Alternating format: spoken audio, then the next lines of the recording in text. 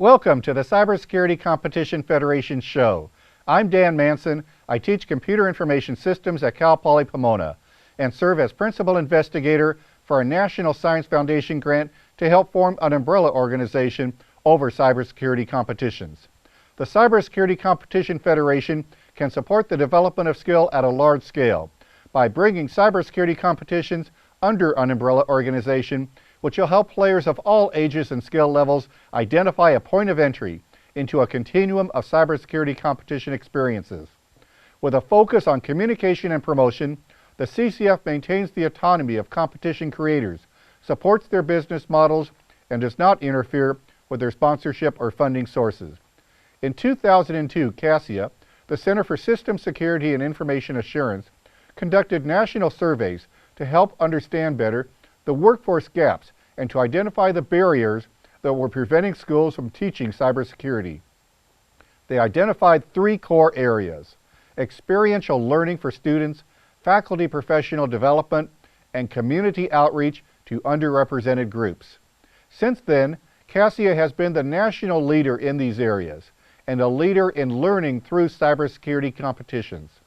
CyberFed interviewed John Sands on CASIA's role in supporting cybersecurity competitions. With me today is John Sands. John is director of CASIA. Welcome to CyberFed, John. Thank you, Dan. How long has CASIA been around? CASIA was established in 2002. We were the first National Science Foundation AT Center for Cybersecurity. You've been running the Midwest Collegiate Cyber Defense Competition for almost 10 years now, and you've been supporting regionals for several years. How many regionals do you support for CCDC? We currently support about 5 of the regionals. So how many teams? Overall, I think last year 58 teams that we were able to expand the competition to. So, I mean, that's part of why we do it, is to allow more students the opportunity to compete in this type of competition.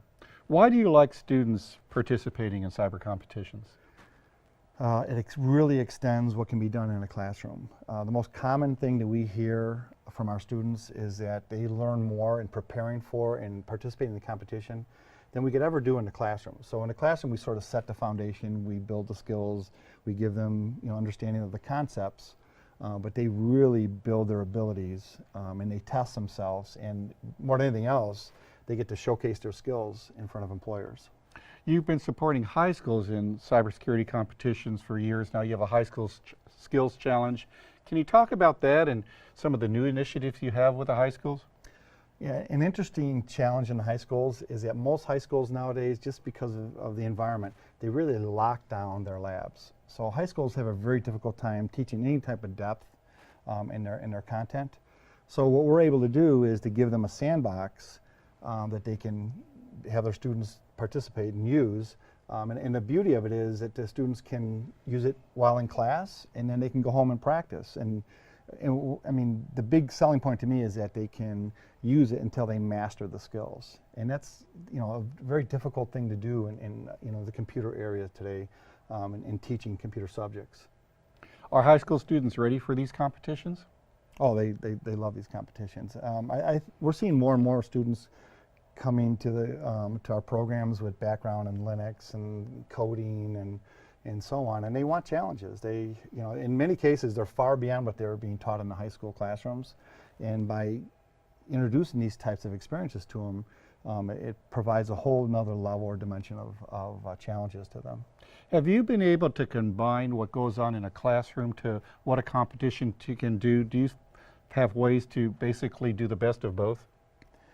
I think that's sort of what we specialize in, but we want to start to take that to the next level and really align our curriculum to the types of competitions and to the specific flags, so that the same environment that they're working in are the same environments they'll be competing in, which are very realistic. And I think really an advantage today is not only are they learning the cyber side, but they're learning to work in a virtual space, which today's workers in IT, 9 out of 10 times they're working virtually from home or from the office, but they're no longer physically having to sit and work on the equipment. They're spinning up servers and services and applications, and all of these things are being done in a virtual world. So, the competitions and doing it in a virtual environment, I think gives students a whole nother level of experience. What message would you give to the colleges out there and the high schools that haven't become involved in these competitions and might be considering it, but may think they're just not ready? I would basically tell them to look into it. That I think many of them will be surprised at the level of excitement that their students will bring to this. A lot of students, what they're really looking for is a challenge. They're looking for another challenge. And I can tell you a common comment that we hear is that they're bored by doing the typical classroom, exercises. They want to take those things outside the classroom and be able to, demonstrate their skills in a more challenging environment. Thank you, John. You're welcome. We continue this week with Inside the Game.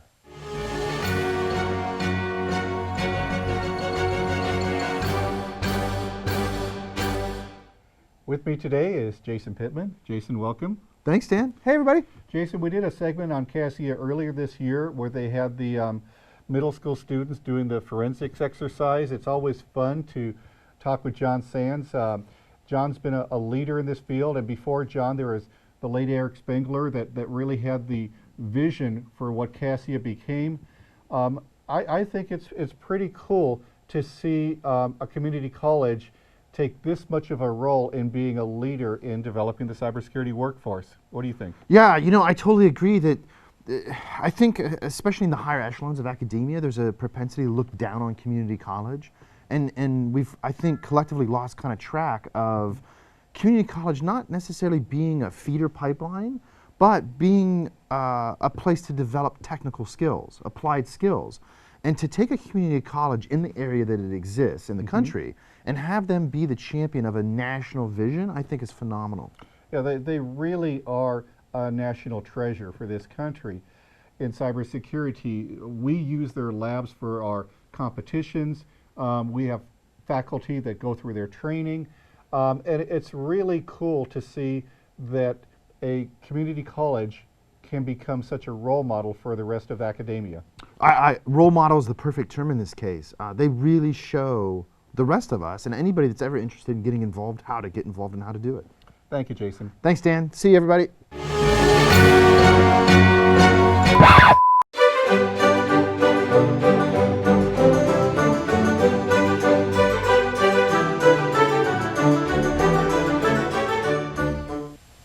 Welcome once again to Edicts by Edith, the show for the discerning connoisseurs of cybersecurity challenges.